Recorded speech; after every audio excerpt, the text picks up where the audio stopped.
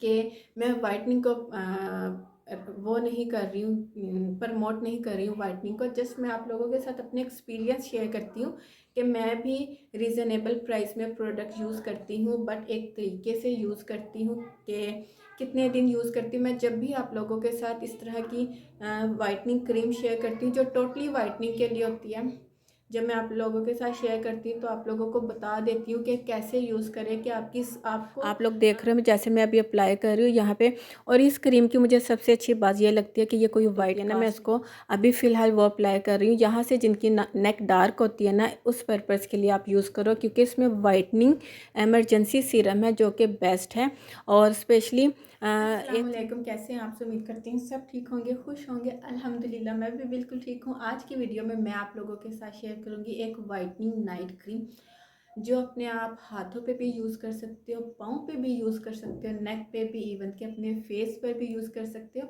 Video पूरी देखिएगा, video पसंद आए तो लाइक कर दीजिए। आप लोगों के साथ वाइटनिंग क्रीम नाइट टाइम के लिए शेयर करी वो है बायोकॉस। बायोकॉस एक टाइम था जब मेरा मोस्ट फेवरेट ब्रांड हुआ करता था, पाकिस्तानी ब्रांड है।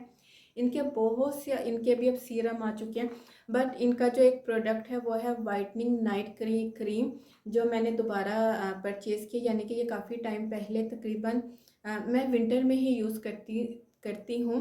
समर में मैं इतनी ज़्यादा क्रीम्स नहीं यूज़ करती क्योंकि पहले ही स्किन इतना ऑयल प्रोड्यूस कर रही होती है। विंटर का मुझे ये बेनिफिट होता है कि मैं जो प्रोडक्ट अप्लाई करती हूँ ना, वो मेरी स्किन में पेनिट्रेट होकर मुझे रिजल्ट मिलते हैं।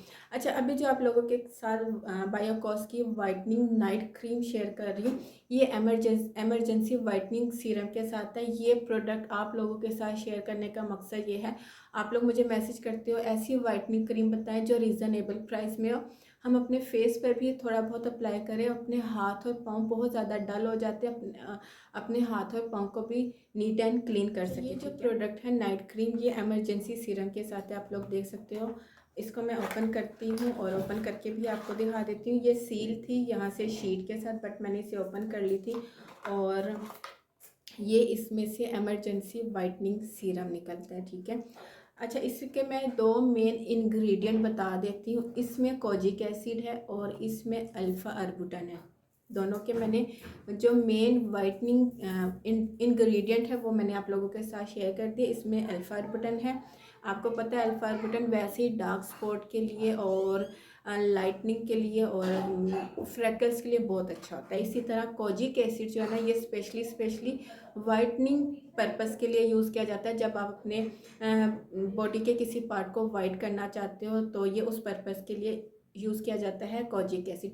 अच्छा, यहाँ पे मैं एक चीज़ क्लियर कर दूँ कि मैं वाइटनिंग को वो नहीं कर रही हूँ, प्रमोट नहीं कर रही हूँ वाइटनिंग को। जस्ट मैं आप लोगों के साथ अपने एक्सपीरियंस शेयर करती हूँ कि मैं भी रीज़नेबल प्राइस में प्रोडक्ट यूज़ करती हूँ, बट एक तरीके से यूज़ करती हूँ कि कितने दिन यूज़ करती हूँ। मैं जब भी आप लोगों के साथ इस तरह की वाइटनिंग क्रीम शेयर करती हूँ जो टोटली वाइटनिंग के लिए होती है, जब मैं आप लोगों के साथ शेयर करती हूँ तो आप लोगों को बता देती हूँ कि कैसे यूज़ करें कि आपको बेनिफिट भी मिल जाए और आपकी स्किन डैमेज ना हो, स्किन पतली ना हो। तो अभी आप लोगों के सामने ये मैं प्रोडक्ट बनाऊंगी कि मैं ये किस तरह बनाती हूँ। मैं पूरा डालती हूँ, ये आधा डालती हूँ, सीरम की मैं बात कर रही हूँ। और मैं ये अपने बॉडी के कौन कौन से पार्ट के लिए बनाने लगी हूँ वो भी आप लोगों के साथ मैं शेयर करूँ। मैंने इन दोनों प्रोडक्ट को मिक्स करना है, वाइटनिंग क्रीम को। वाइटनिंग एमरजेंसी जो सीरम है उसके लिए आपको एक प्लास्टिक का बाउल चाहिए। आप कोई भी छोटा सा एक प्लास्टिक का बाउल ले लो, मेटल में मत कीजिएगा। और दूसरी बात मैं आप लोगों के साथ शेयर कर दूं कि ये दोनों प्रोडक्ट जो वाइटनिंग प्रोडक्ट है ये एक ही ब्रांड के है और ये जो सीरम है ये इसी के अंदर से निकला है। मैंने कोई अलहदा वाइटनिंग क्रीम किसी और ब्रांड की नहीं ली और वाइटनिंग जो एमरजेंसी सीरम है वो मैंने किसी और ब्रांड का नहीं लिया, तो इसलिए इस हिसाब से भी ये सेफ़ है, ठीक है। हाँ, अगर आप ये क्रीम इस तरह बनाओगे कि आप किसी और ब्रांड की क्रीम ले रहे हो, किसी और ब्रांड का सीरम ले रहे हो जिनके इंग्रेडिएंट भी सेम नहीं है, तो वो थोड़ा सा आपकी, थोड़ा नहीं बहुत ज़्यादा आपकी स्किन को डैमेज भी कर सकती है। बट ये मैंने एक ही ब्रांड की ली है और इस क्रीम की मुझे सबसे अच्छी बात ये लगी है कि जो सीरम है ना ये इसी क्रीम के अंदर से निकला है, तो इसलिए इतना कोई वो नहीं है मुझे कि ये मेरी स्किन को पतला कर देगा, ये नहीं। और फिर मैं जिस तरीके से यूज़ करूँगी मुझे मैंने पहले भी ये प्रोडक्ट यूज़ किया हुआ है, तो मुझे पता है ये मेरी स्किन को बिल्कुल डैमेज नहीं करेगा। और मैं अपने हाथ पाँव पे किस तरह यूज़ करूँगी, अपने फेस पे किस तरह यूज़ करूँगी, अभी इस क्रीम को बनाती हूँ आप लोगों के सामने, और फिर आप लोगों को लास्ट में बताऊँगी कि आपने किस तरह यूज़ करना है, आपने किस तरह यूज़ करना है कि आपकी स्किन डैमेज। पहले मैं इसको अंदर इसको इसके अंदर निकालूंगी, क्रीम को मैं इसके अंदर निकालती हूँ। अच्छा, मैं सारी क्रीम ले लूँगी। ये देखें, आप लोगों को नज़र तो आ रहा होगा, वैसे तो सबको पता है अब कि आपने इसको मिक्स किस तरह करना है। जस्ट मैं आप लोगों को बता रही हूँ कि मैं ये प्रोडक्ट यूज़ करूँगी। और मैं चाहती तो पहले से बना के भी रख सकती थी, लेकिन मैंने कहा आप लोगों के सामने बनाती हूँ ताकि आप लोगों को थोड़ा सा आइडिया हो जाए। अब इसके अंदर मैं ये वाइटनिंग सीरम डालूँगी, बायोकॉस का ही वाइटनिंग सीरम है, और ये इसी के अंदर से निकले हैं। ठीक है, लोग देख सकते हो।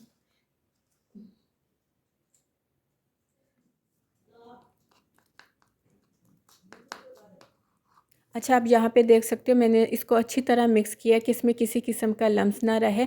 आप इसको अपने हाथ और पाँव पे यूज़ कर सकते हो, अपने फेस पे, अपनी नेक पे यूज़ कर सकते हो। आपने एक चीज़ क्लियर कर दूँ, फेस पे जब अप्लाई करो ना तो इसको बहुत ज़्यादा भर भर के नहीं अप्लाई करनी। बहुत सी लड़कियों को आदत होती है कि वो फेस पे इतना भर भर के क्रीम को अप्लाई करती है नाइट टाइम कि वो आपकी स्किन पे परमानेंट होने लग जाती है। तो इस चीज़ से अवॉइड करें, जब भी नाइट क्रीम अप्लाई करें बहुत ही थोड़ी अमाउंट में अप्लाई करें, भर भर के नहीं अप्लाई करें। आप लोग देख रहे हो जैसे मैं अभी अप्लाई कर रही हूँ यहाँ पे।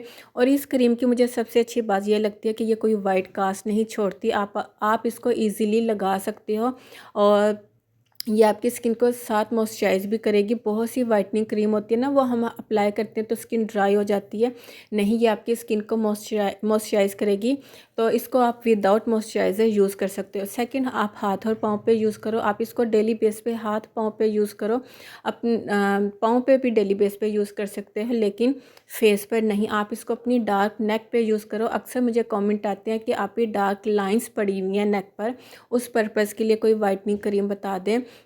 तो मैं नेक के लिए भी इसी तरह की वाइटनिंग क्रीम यूज़ करती हूँ। आप लोग देख रहे हो जो मेरे हाथ पे थोड़ी बहुत होती है ना, मैं उसको अभी फ़िलहाल वो अप्लाई कर रही हूँ। यहाँ से जिनकी नेक डार्क होती है ना, उस पर्पज़ के लिए आप यूज़ करो, क्योंकि इसमें वाइटनिंग एमरजेंसी सीरम है जो कि बेस्ट है।